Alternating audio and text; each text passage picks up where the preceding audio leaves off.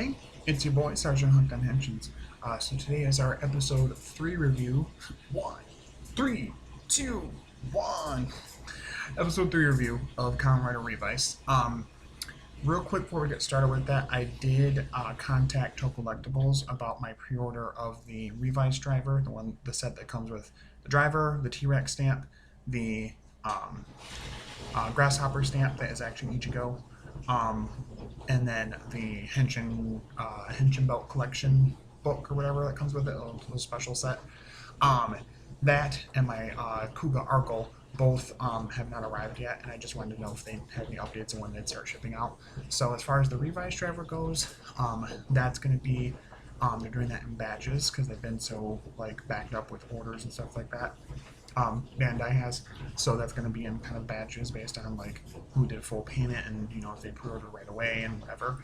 Um, and as far as the Kuga Arkle, that also similarly, but also is going to take a little bit too. So as soon as I get any update of those actually being shipped out and that I have them and can unbox them and show them off, I totally will do a Toku Toy View on those. I did order the Kyoryuger Sentai gear and the Katanar Sentai gear, so I can finally put that into the gear to linger and do the Shurikenger mode with that. And then I also got a shirt from my awesome friend Hedge on Twitter. I'll try to link him in the description if I remember to. I'm really sorry if I don't, Hedge, if you're watching this, but I will try. He does some really great artwork based off Rider and Sentai and stuff like that, and he does like t-shirts and long sleeve shirts and hoodies and mugs and pins and a bunch of stuff, but hits his own personal artwork based off the characters and the shows and stuff like that. So I'll link him in the description if you don't know, both his YouTube channel and his store on TeePublic, where you can buy some of his merchandise and support him. He's a local, and clearly he's like not local to you guys, but he's a local artist to where he lives, and it's not like the big like production things that make, oh, here, buy our Sentai merch, and there's all these random companies that don't know what they're doing. He puts a lot of care and effort into his stuff. He's one of the most sincere people I know, makes some awesome YouTube content with Henshin videos and other informational videos that he does, and also is an amazing artist, just fantastic artwork that he does. But yeah, so I'll leave those links in the description below if you guys are interested. Check out his merch, check out his content, all of that. But anyway, so Revice episode 3 was really good. I really liked it, honestly. I think better than episode 2, if I'm being honest, honestly. What I like is that there's been a lot of carryover of what we've been dealing with in each episode to the next episode. Episode 1 stuff, introducing Vice, introducing Iki, they're kind of dynamic. And then that going into 2, where he had to basically tell Vice, I literally will let myself die, and if I die, you die. Like he's basically forcing him to be good. Carries into this episode as well. So the main plot actually does involve Sakura, Igarashi, who is the younger sister, who we keep seeing is like a martial arts expert, or at least training or whatever, and she's actually pretty good. I think in the first episode we see her fighting off some of the dead man's grunts, actually. In this episode, you see it again. So the whole plot of this one is the dead men have chosen a, well, we think, anyway, until we get to the end of the episode, but they've found this guy who's like basically like a criminal, and they're setting him up to kidnap Sakura and this other girl, and who is actually a friend of Iki's, that he, like a childhood friend that he had a crush on. Anyway, and so he takes them, captures them, and they decide that they're going to try and make multiple multiple demons out of one person, basically. And so at the same time of dealing with that, we also have the it's Kong, I think it's actually the Kong demon, or Vice Stamp monster, wherever they're calling them, and Revi and Vice, Henshin to try and beat him, and they're not able to do much. He's really strong, he has a lot of armor, they're not doing any damage. We also see Daiji in this episode really struggling with and grappling with the whole thing that he was too scared to use the Revice driver and become Revice. To the point where eventually later on in the episode he goes back there to get some more stamps for his brother to use, and also asks, we finally get to see another driver. It's not clear right now if this is the driver for him and he'll be the secondary rider, if it's driver for him and he'll develop into the evil rider, or if I guess somebody mentioned on Twitter somewhere that it looks like it fits perfectly onto Vice's belt that has nothing, his little buckle. So I wonder how that's gonna work. I don't know for sure. Maybe it just looks like it does, or it'll be like a force riser type thing, or like the um, like some of the stuff in Saber, where the Hedge device was the weapon, not the belt or whatever. But anyway, so he literally like picks it up and is like, "Please, can you authorize me to use this? I need to use this."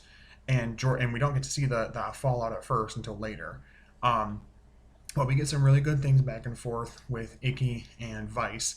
At the beginning of the episode, these like landlord type people come through and try and like evict him and his family because they're going to be building like a shopping mall or something, and they're basically trying to evict them and that they have to sign. They're going to stay there until they sign some kind. It's kind of goofy, but I mean, I think it's also trying to. Honestly, it felt a little hitting close to home because not for me, but for like some people, like during the pandemic right now, where landlords are becoming assholes. So and of course his dad gets in the way. His dad being a goofy YouTuber gets in the way to like try and stop it. And he's like around about to sign it for some reason, and all the people that love the bathhouse are trying to keep him from doing it.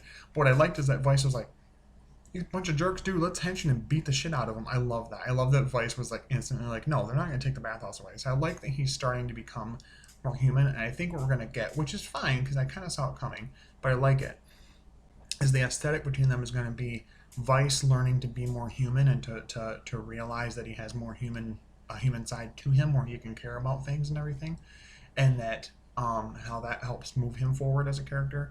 And similarly for, on the other hand, with Icky, it's going to show him that he needs to be more, have a little more aggression, a little more rage sometimes, a little more emotion with things to keep things safe. He talked about the whole episode, lay your hands off my family, don't touch my family. And I really like that. I like that aesthetic, that it's really about the family, about the familiar bonds. And I really like that. I think that's really strong. I mean, I'm a family man myself. I have 2 boys. I have a wife. So, like, I get it. But it works really well for Icky and for his characterization and for his dynamic with Vice also. So, like I said, they get their butts kicked by the monster of the week at first, and then Daiji comes back with the mammoth genome stamp. This is the mammoth slash Deno one. Transforms, and part of the jingle says like climaxing from the trunk or something like that, which is kind of odd because the genome remix form is essentially it looks like anyway Revi kind of looking like he's given a BJ to Vice, even though that's not exactly what's happening. So, odd choice of words there, but it's a Deno form and it looks really nice. Again, they're still using the color aesthetic of the pink and blue that Revi and Vice already have. And what I like is that when Vice transformed with him, they get done with the whole transformation sequence and he says, "Ore, Vice." Like, Ore Sanju. So I like that because I'm watching Deno right now for the first time. So I get it. Like, that's really cool.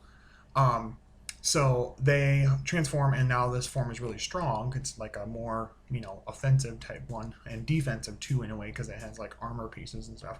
And they're kicking the shit out of the monster of the week at that point.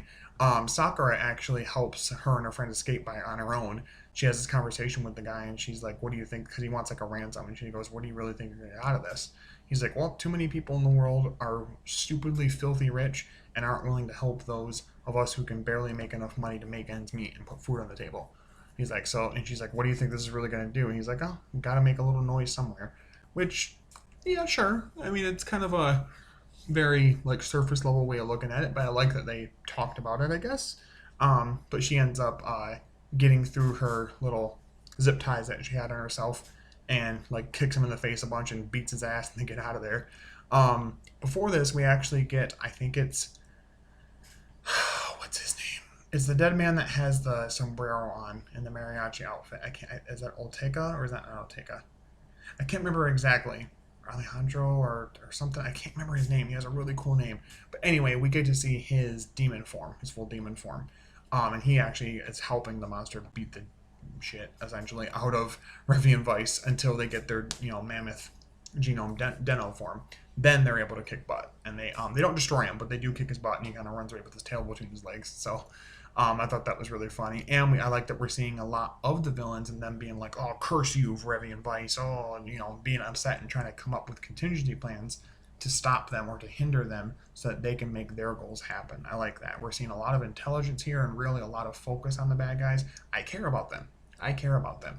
Um, I want them to do something more with this whole Gif Usama thing and who he is and what he is and his purpose and all that. I'm guessing we'll get that later. I kind of have a feeling he'll be like the first quarter villain, and then we'll get our true villain later or something. Because I don't know why, not that he's gotten any characterization of any kind, but I just kind of get a feeling like that. Like it'll be like, oh no, he's here, and then all of a sudden it's like, bleh, no, I'm actually the bad guy, you know. So, but overall, a really good episode. They do the remix genome for Mammoth, and it puts the Mammoth, the form that you know they grab each other or whatever. Sounds weird. Their formation looks like a mammoth, so Revi's, not Revi, Vice's tail is in the demon, in his transformed henchioned demon form is the trunk, and then the blades that Revi has that he uses in the form are actually the tusks. So I thought that was kind of cool, and they're on like chain tracks as they go around and everything. So I thought that was really awesome. They destroy the monster. They don't clearly destroy the dead man, but they at least kick his butt a little bit, and it actually leaves it ambiguous as to how it ends because we get a follow up with Daiji and. Last time we saw him, he was begging George to authorize him to use the new driver that we saw, which is like red and black colored, which is really cool to finally get a secondary or a different rider, a second introduced rider in the show that's not blue. Not that that's bad, but it's just been kind of a thing for a while. And so we get flashback to that, and George basically says, you were a coward when this happened. Like you wouldn't, you the one who was too scared to become Revice. Why would I give you the authorization? And the head boss Phoenix guys like basically agrees with it. It's like, yeah, no, just come on, take the stamps and go, get out of here. Like, so it's very interesting what we're gonna do with that footage exactly, or not footage with that plot line. My thought is that he's gonna become the secondary writer, but then near the end of the episode, they're like, oh, thank you so much, Daiji, for helping and blah blah blah. And we see that flashback of that happening, what I just talked about. And he basically says, I don't need your thanks, and turns around and walks away. So it seems as though like there's trying to like hint at him, maybe trying to walk down a darker path. I don't know. I also get the sense that maybe George has a little bit of more darkness to him than we thought maybe. So I could see Daiji possibly becoming an antagonistic writer at first. And then it eventually, changing, at some point. But interesting to say the least, for sure. Especially with the end of the episode, we saw this like cloaked figure in the dead man's headquarters that is supposed to be who the demon came from. And as you watch the episode, you're like, oh, that person must be this, assassin person. But then it shows their feet, and it's clearly a woman. So it's like, is it like the childhood friend or what's going? I don't know. So it leaves it on a bit of a mystery and almost like a two-parter, which I like because I actually kind of like the trope in Kamen Rider where certain ones will have like these little 2-episode arcs, going through. I think it's a nice storytelling device, and I think it works well for the show. Easy to follow along with, and clearly for kids as well. So yeah, next episode is supposed to follow that thread as well. I don't think I saw a new form being debuted, but maybe there was one. I know I wasn't paying attention. I know he got the Mammoth genome, and the Kong genome was also finished as well. That stamp was finished, the Forze one. So I don't know if we're getting the Forze form already next month or next week, or if that'll be in October when it's supposed to release the stamp itself. But yeah, like I said, overall, really good episode. I really liked it. I would probably I think I rated the last one at 8 out of 10. This probably would get closer to 9.5 out of 10, honestly. Only because I was hoping for a bit more with Daiji, but I get that that's going to be a continuing thing, so I can't really count it that much against it. And in general, I can't give it a full 10. That it was a perfect episode. The premiere was perfect. Second episode was all right, but this one was really, really good.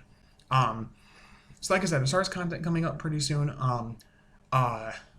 hopefully pretty soon, stuff with Down and Fury will be getting put together as far as episode reviews.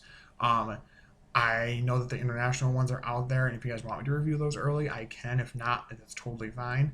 I might do 2 separate things where I review them early, and then if you don't want to watch it, you don't have to, and then I can, do it again later or something like that.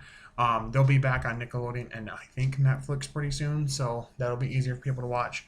Clearly the Revice driver and the Arco are coming soon, so I'll have that.